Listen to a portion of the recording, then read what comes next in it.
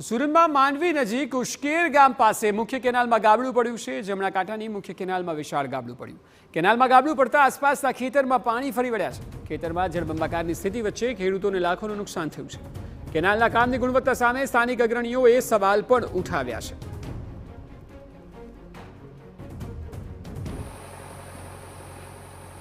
કાકરા ખાડીએથી પાણી ડાયવર્ટ કરવાથી આજે લાખો ખેડૂતોને નુકસાન થયું છે। એમાં તલ, શેરડી એમ કરી ઘણા મોટા ખેડૂતોને નુકસાન થયું છે।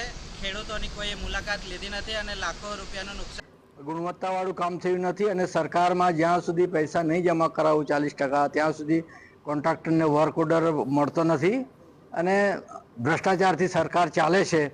એટલે કામોની ગુણવત્તા આવી જ રહેવાની અને જે ખેડૂતો ભોગ બને છે, નિર્દોષ લોકો, અને ઘરોમાં પણ વ્યાપક નુકસાન થયું છે। તો કેનાલમાં ગાબડું પડ્યા બાદ સિંચાઈ વિભાગના અધિકારીઓ પણ ઘટનાસ્થળ પર પહોંચ્યા હતા। જોકે તેમનું કહેવું હતું કે પાણીનો પ્રવાહ બંધ થયા બાદ જ પાળો બાંધવાની કામગીરી હાથ ધરાશે।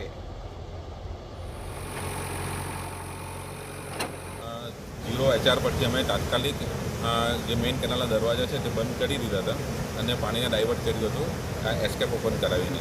હવે આજે સ્થળ પર અત્યારે અમે બધા હાજર છે અને સ્થળનો પરિસ્થિતિ જોતાં અત્યારે 7-8 કલાકની અંદર કેનાલમાં પાણી ડાઉન થવાથી યુદ્ધના ધોરણે કામગીરી ચાલુ કરવામાં આવશે અને આઈ થિંક કામગીરી 1 થી 2 દિવસની અંદર પૂર્ણ કરવામાં આવશે।